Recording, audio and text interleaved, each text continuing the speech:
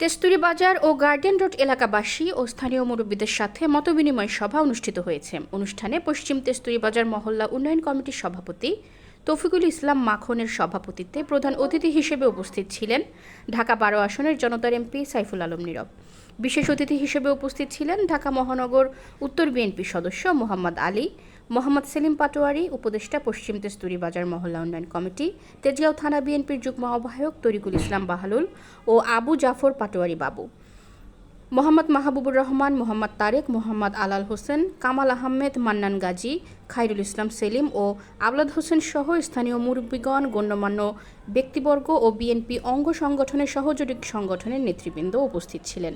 এ সময় সাইফুল আলম নীরব বলেন, সকলের ষড়যন্ত্র রুখে দিতে এলাকাবাসীকে সোচ্চার থাকতে হবে। মহল্লা উন্নয়ন কমিটিকে স্বৈরাচারের দোসরদের বিশৃঙ্খলার পরিকল্পনা ঐক্যবদ্ধভাবে রুখে দিতে হবে। আমরা তারেক রহমানের নেতৃত্বে দীর্ঘ 16 বছর আন্দোলন করেছি মানুষের গণতান্ত্রিক অধিকার আদায়ের জন্য। আমরা তারেক রহমানের নেতৃত্বে গত 16 বছর আন্দোলন করেছি এই বাংলাদেশে ইসলামী ঐক্যকে অটুট রাখার জন্য। আজকে মানুষের ভোটের অধিকার নিয়ে, মানুষের গণতান্ত্রিক অধিকার নিয়ে ইসলামী ঐক্যকে যারা বিনষ্ট করতে চায়, আমরা ঐক্যবদ্ধভাবে এই গোষ্ঠীকে প্রতিহত করতে হবে, এই গোষ্ঠীকে এদেশ থেকে বিতাড়িত করতে হবে।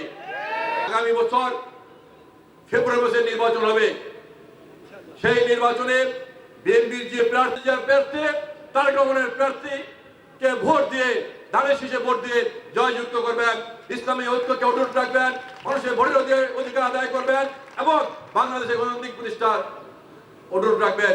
বিএনপি জনগণের দল, বিএনপি সবসময় জনগণের পাশে থাকে। আগামী নির্বাচনে যদি বিএনপি আল্লাহর রহমতে ক্ষমতা আসে, এই এলাকার প্রধান যে সমস্যা জলাবদ্ধতা, ইনশাআল্লাহ আগামী নির্বাচনে যদি বিএনপি ক্ষমতা আসে, এই এলাকার জলাবদ্ধতার যে সমস্যা, এই সমস্যা অবশ্যই সমাধান করা হবে। একটি হলো মাদকের সমস্যা। এই এলাকা থেকে মাদককে না বলতে হবে, মাদককে বিতাড়িত করতে হবে। আর এলাকার আরেকটি সমস্যা আছে চাঁদাবাজির সমস্যা। চাঁদাবাজকে না বলতে হবে, চাঁদাবাজকে কখনো প্রশ্রয় দেওয়া যাবে না। চাঁদাবাজের কোনো দল নেই, চাঁদাবাজের কোনো দল হতে পারে না। চাঁদাবাজরা চাঁদাবাজি। আমাদের নেতা তারেক রহমান পরিষ্কার ভাষায় বলেছেন, চাঁদাবাজদের বিএনপিতে কখনো ঠাঁই হবে না। কেউ যদি বিএনপির নামে এবং ব্যক্তিগতভাবে আমার নামে চাঁদা উঠাতে চায়, সবার কাছে আহ্বান থাকবে, আগে আমার যত কাছের বা আমার পাশে কারো ছবি দেখায়, তাকে আগে গ্রেফতার করে, তাকে থানায় মামলা করে তাকে গ্রেফতার করতে হবে।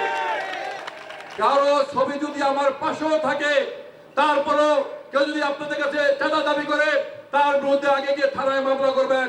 পরিষ্কার ভাষায় বলে দিলাম, আমার নাম্বার এই এলাকার সবার কাছে আছে। আমি মনে করি যারা নেতৃত্বে আছেন, যারা সামাজিক মসজিদের নেতৃবৃন্দ আছেন, সামাজিক সংগঠনের নেতৃবৃন্দ আছেন, আমাকে ফোন করে বলবেন, ভাই মামলা করেছি, এবার গ্রেফতার করতে হবে। আমি আপনাদের পাশে আছি, আপনাদেরকে ইনশাআল্লাহ সহযোগিতা করব। আমরা আগামী নির্বাচনে যদি আল্লাহর রহমতে বাংলাদেশের মানুষ বিএনপিকে ভোট দেয়, বিএনপি যদি ক্ষমতা আসে, এই এলাকার সকল সমস্যা ইনশাআল্লাহ বিএনপি করবে। শুধু এই এলাকা নয়, বৃহত্তর এই তেজগাঁও সহ ঢাকা বড়র যত সমস্যা আছে, ইনশাআল্লাহ বিএনপি ক্ষমতা আসলে সকল সমস্যার সমাধান করবে।